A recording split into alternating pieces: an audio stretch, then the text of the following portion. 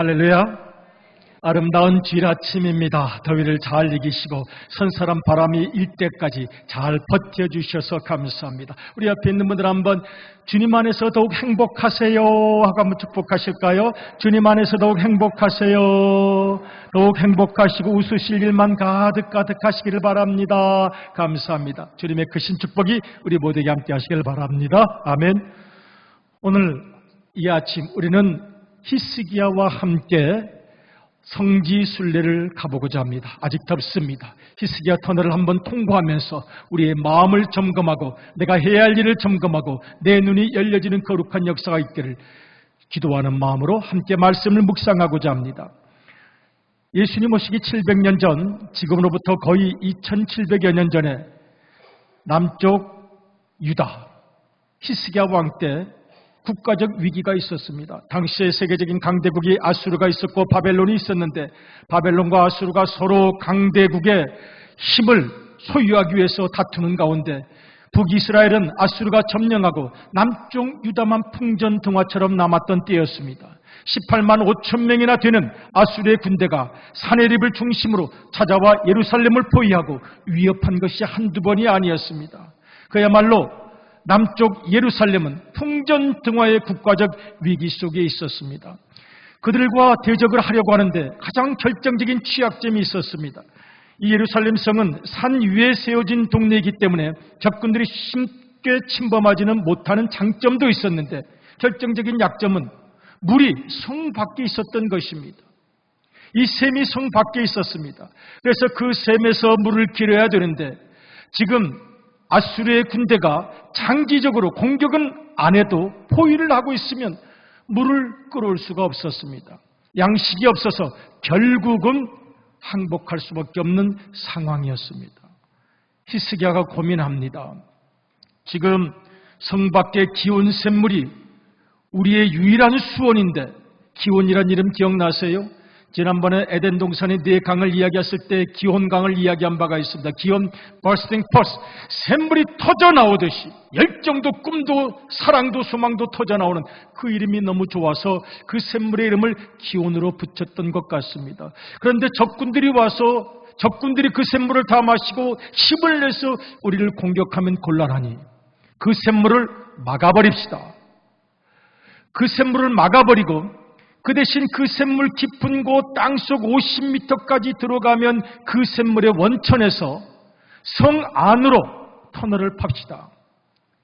바위를 깨뜨려서 그 물을 성 안으로 끌어들입시다. 히스기야가 고민하다가 함께 백성들과 회의하면서 나눈 대화 내용입니다. 히스기야에게는 믿음이 있었습니다.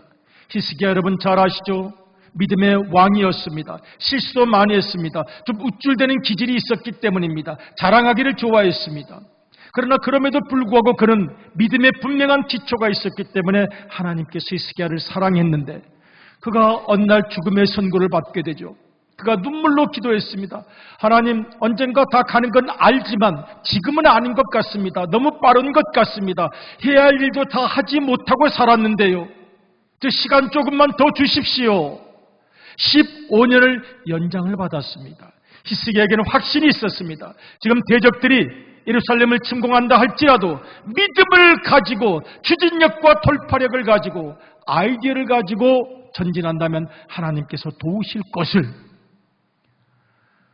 그런데 여러분 그게 가능하겠습니까? 땅속 바위를 50m를 뚫고 내려가서 533m나 되는 바위를 뚫고 또 뚫어서 예루살렘 성 안까지 연결시킨다는 게 당시 토목기술로 가능하겠습니까? 지금으로부터 거의 3000년 가까이 되는 때의 일입니다. 그런데 히스기야가 백성들에게 함께 그 마음을 나누었습니다. 역대기하 32장 2절을 같이 한번 읽어보겠습니다. 히스기야가 사네립이 예루살렘을 치러 온 것을 보고 그의 방백들과 용사들과 더불어 의논하고 성 밖의 모든 물 근원을 막고자 하매 그들이 돕더라. 아멘. 백성들이 도왔습니다. 그 무모해 보이는 공사, 아니 지하 깊은 50m 깊이로 파내고 또 파내고 들어가서 그 다음에 돌을 깨내어서 땅속에서 방향이 어디인지도 모르는데 땅속에서 바위를 캐내고 바위를 캐내서 성 안까지 연결시킨다는 말입니까? 주님을 위하여, 역사를 위하여, 민족을 위하여 지금 설계도입니다.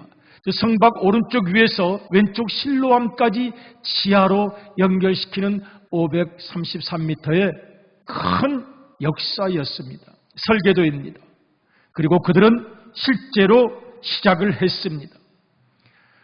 성경에는 나와 있지 않지만 약 7개월 정도 걸렸다고 이야기를 하고 약 2,500명 정도가 동원이 되어서 지금 바위를 깨내기 시작을 했습니다. 성 안에서도 파들어갔습니다. 그리고 밖에 기온샘 밑에서 지하 50m 깊이에서 지금 성 안으로 파내기 시작했습니다. 터널이 어떻게 만났을까요? 그게 기적이죠. 그 당시에 무슨 천문기구가 있었을까요? 지질학기구가 있었을까요? 믿음을 가지고 그들은 파냈습니다. 그리고 드디어 서로 파내던 굴이 만나게 되었습니다. 그 비문이 1880년에 발견된 177자의 비문의 내용은 이런 것입니다. 곡괭이를 들고 서로 굴을 마주 파갔다. 아직 더 파야 할 땅이 3규빗, 한 1m 40, 50 정도 남았을 때 서로를 부르는 소리가 들렸다. 석공들은 서로를 향해 곡괭이로 쳐서 파갔다. 드디어 서로 파가던 굴이 뚫리고 그렇게 물은 기온샘에서 실로암까지 1200규빗, 533m 정도를 흐르게 되었다. 비문을 거기에 기록해서 부착을 했습니다. 감사한 것은 그들이 마음을 모아주었다는 데 있습니다. 그들은 헌신할 줄 아는 사람들이었습니다. 그들의 애국심, 그들의 믿음, 그들의 열정, 그들의 헌신이 이 놀라운 역사를 일으켜냈던 것입니다. 그들은 가벼운 사람이 아니었습니다. 말만 많은 사람이 아니었습니다. 실제적으로 아무것도 없이 자기만 과시하는 사람들도 아니었습니다. 그들의 믿음은 진실했고 인격은 무게감이 있었고 헌신에는 거짓이 없었습니다. 사람들 앞에서 말 많은 사람들이 아니었습니다. 하나님 보시기에 거짓 없는 헌신을 할 수 있었던 사람이었습니다.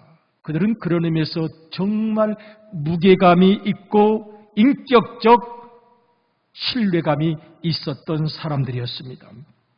히스기야가 그들을 격려합니다. 지금 무모해 보일지 모르지만 하나님께서 이루어 주실 것입니다. 역대기야 32장 7절 8절을 같이 한번 읽어보겠습니다. 히스기야가 백성들과 이 마음을 함께 나눴던 것입니다. 우리 모두가 주인공이 됩시다. 하나님께서 살아계시니까요. 하나님께서 도와주시니까요. 같이 읽겠습니다. 시작. 너희는 마음을 강하게 하며 담대히 하고 아수르 왕과 그를 따르는 온 무리로 말미암아 두려워하지 말며 놀라지 말라.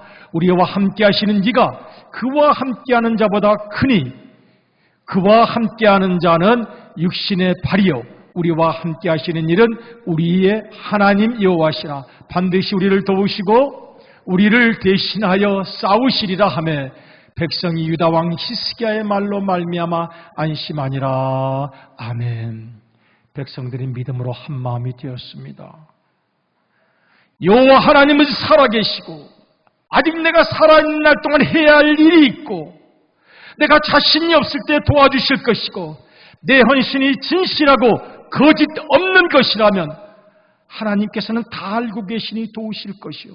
백성들이 한 마음 한 뜻으로 마음을 모았습니다.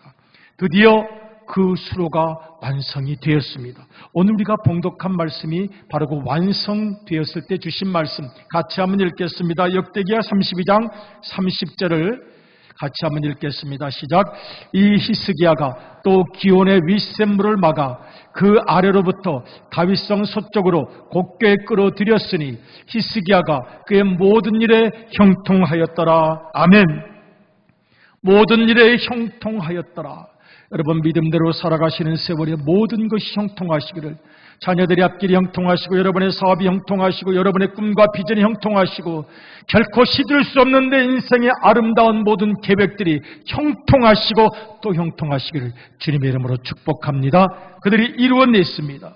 여러분, 성경을 보면 놀라운 사건이 일어나는데요, 히스기야가 백성들과 함께 여호와께서 우리를 대신하여 싸우리라 하신 말씀처럼 하나님께서 하나님의 사자를 보내셔서 18만 5천 명이나 되는 아수르 군사들이 하루아침에 멸절되는 놀라운 승리를 거두게 하셨습니다.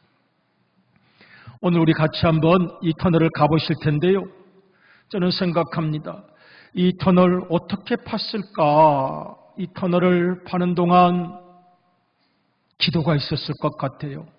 그 터널이 높이는 한 22m 정도, 두 사람이 겨우 어깨를 비비면서 갈 수 있는 아주 좁은 길입니다. 바위를 깨내면서, 바위를 파내면서 기도가 있었을 것 같아요. 바위를 깨뜨리고 바위를 파내야 물이 흐르죠. 그 깊은 50m 깊은 곳, 내 마음 깊은 곳에도 바위덩어리가 있을 수가 있습니다. 바위덩어리를 깨내야죠. 깨내서 버려야죠. 그래야 물이 흐르죠. 암덩어리가 돼요. 내가 살아가는 세월에 미숙했던 모든 실수들과 죄와 욕심이, 거짓이 암덩어리가 되고, 분노가 암덩어리가 되고, 게으름이 암덩어리가 되고, 용서하지 못하는 마음이 암덩어리가 되어 있다면 물이 흐를 수가 없습니다. 깨뜨려야죠. 깨뜨려서 꺼내야죠. 그래야 생명의 물이 흐르죠. 저는 이 바위를 깨뜨리면서 그런 기도가 있었을 것 같아요. 우리 같이 깨뜨립시다. 우리 마음속에 있는 이기심 같은 것 깨뜨리고, 허영심 깨뜨리고, 허위의식도 깨뜨리고, 거짓도 깨뜨리고, 살아가면서 인간관계 때문에 생겨났던 모든 피해의식, 그것이 암덩어리가 되어 있는 이 바위덩어리 깨뜨려서 긁어내어야 물이 흐르지 않겠습니까? 우리 한번 같이 들어가 보도록 하겠습니다. 그 기도하는 마음으로 들어가 보도록 하겠습니다.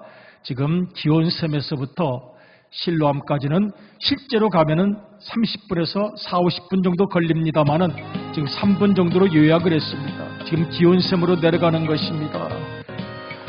기도하는 마음으로 갔으면 좋겠습니다. 위로도 좀 했으면 좋겠어요. 이름도 좀 옆에서 땅 파고 있고 같이 깨뜨린 이름 정도는 외워줬으면 좋겠어요.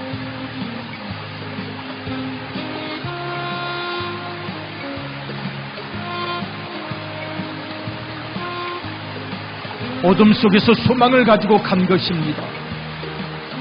어둠 속에서 믿음을 가지고 간 것입니다. 내가 주인공이 되어서 희생한 것입니다.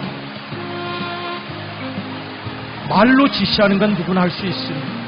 그러나 땀을 흘리며 기도하며 눈물로 저 바위를 깨뜨려 꺼냈습니다. 그러자 생수가 흘렀습니다.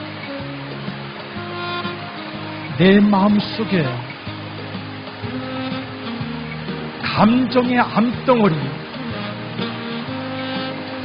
모든 세월의 암덩어리도 깨뜨려져야 합니다. 꺼내야 합니다. 그래야 생수가 흐르게 됩니다. 그 기도하는 마음으로 나아가는 것입니다.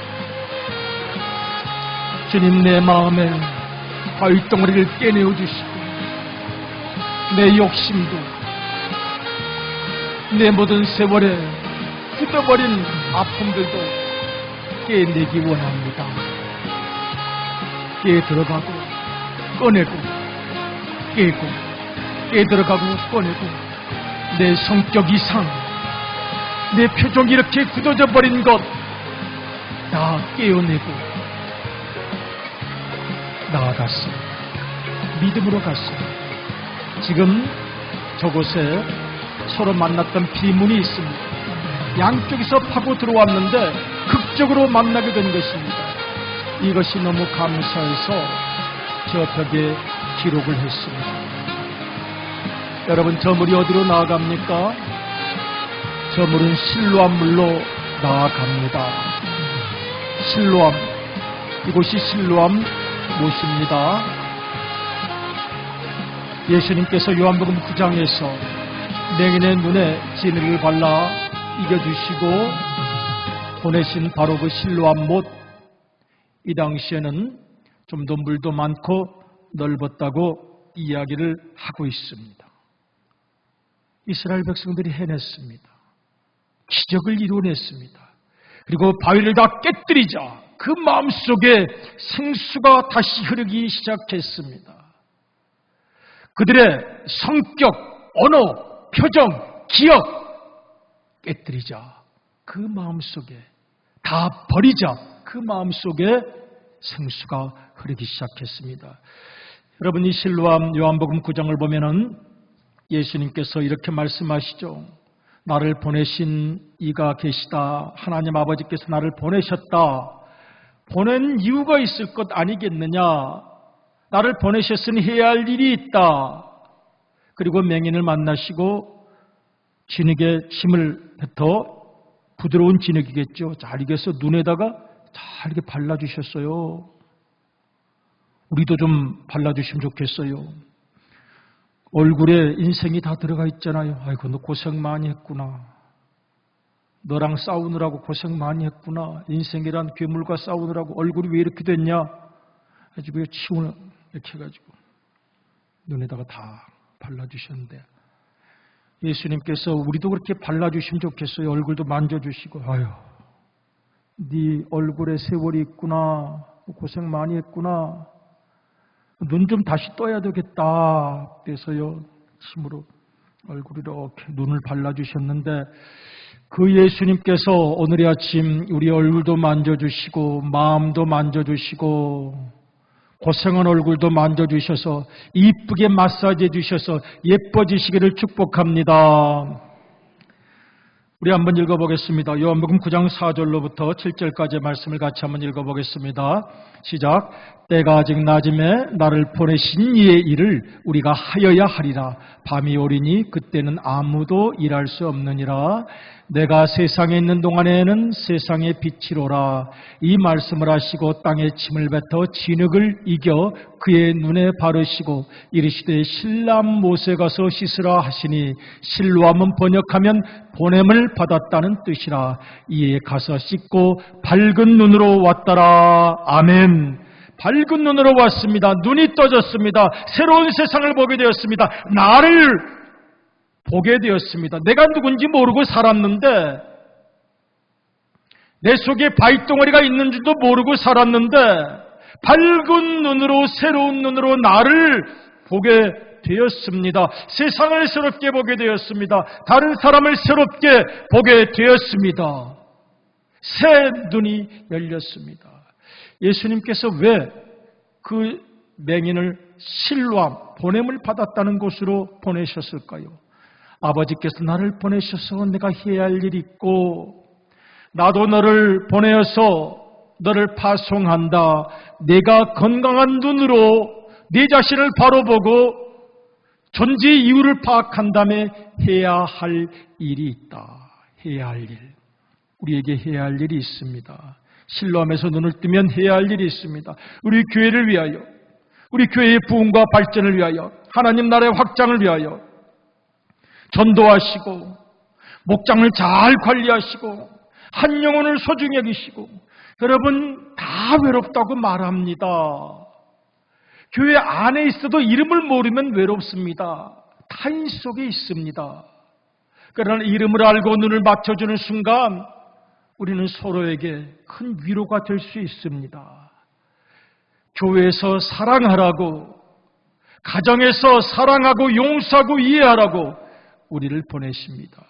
특별히 전도의 사명이 우리에게 있습니다. 전도는 모든 것의 마지막 목적입니다.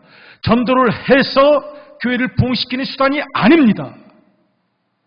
예수님을 전하는 그 자체가 목적이요 이유이기 때문입니다. 그것이 새 눈을 뜬 내가 할 일입니다.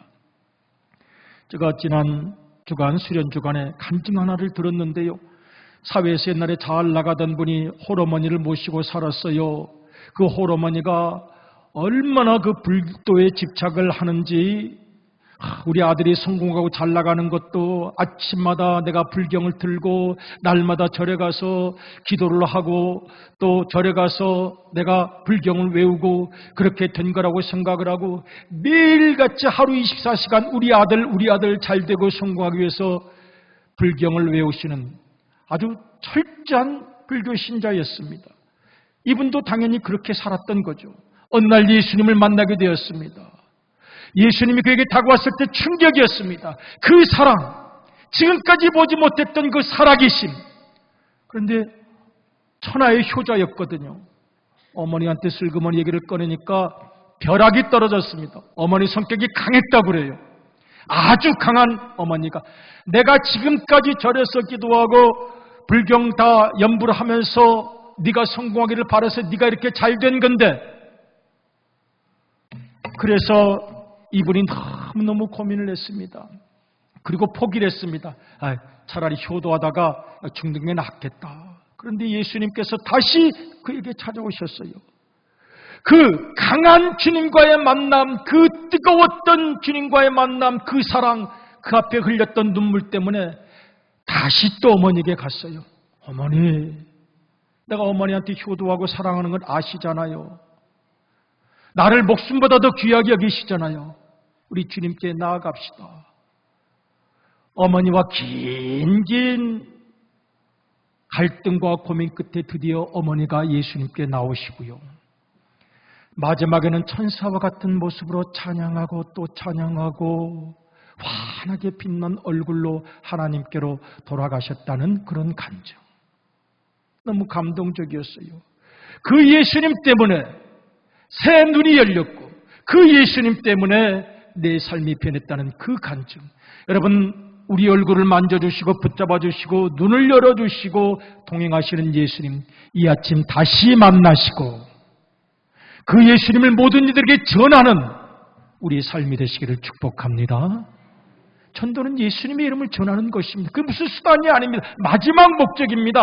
유일한 이유입니다. 더 많이 전도하시는 사명 감당할 수 있기를, 예수님의 이름을 전하는 귀한 사명 감당하시기를 주님의 이름으로 축복합니다. 아멘.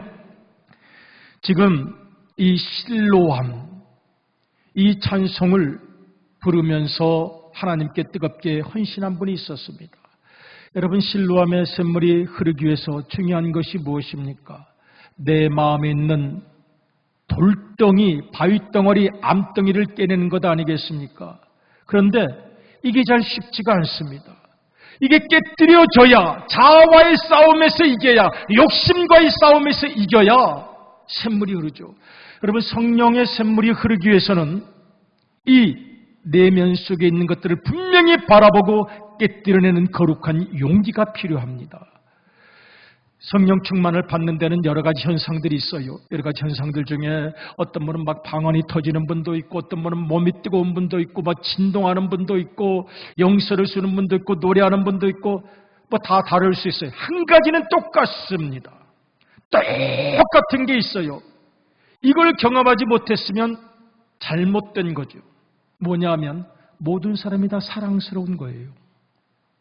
체험해 보신 분들은 무슨 말인지 다 아실 거예요. 그 은혜를 받고 나면 미운 사람이 없어요. 모두가 다 사랑스럽습니다.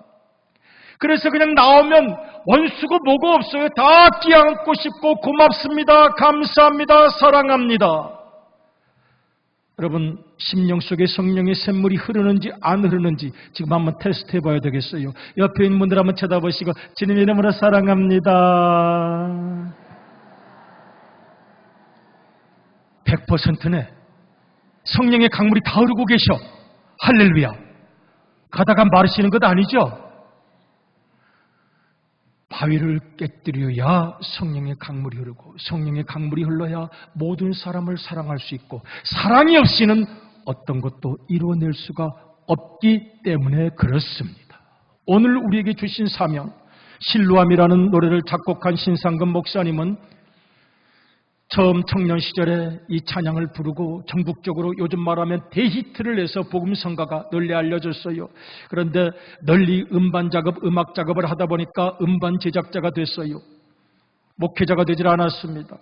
1999년도에 기침이 좀 심하고 몸살기가 심해서 병원을 가니까 이거 아무래도 다른 병원에 가서 한 번 더 받아보세요. 다른 병원에 가서 한 번 더 받아보니까 또 다른 데 가서 받아보세요. 다른 데 가서 받아본 결과 한 달 더 살 수 있을 것 같습니다. 폐암 말기입니다. 기침 때문에 갔다가 한 달 정도 살겠다는 결과를 받으니 얼마나 놀랐겠습니까? 그래서 하나님께 기도했습니다. 하나님, 데려가시는 거야 받아들이겠습니다만 아직 아닌 것 같습니다. 할 일을 못했습니다. 울고 또 울었습니다.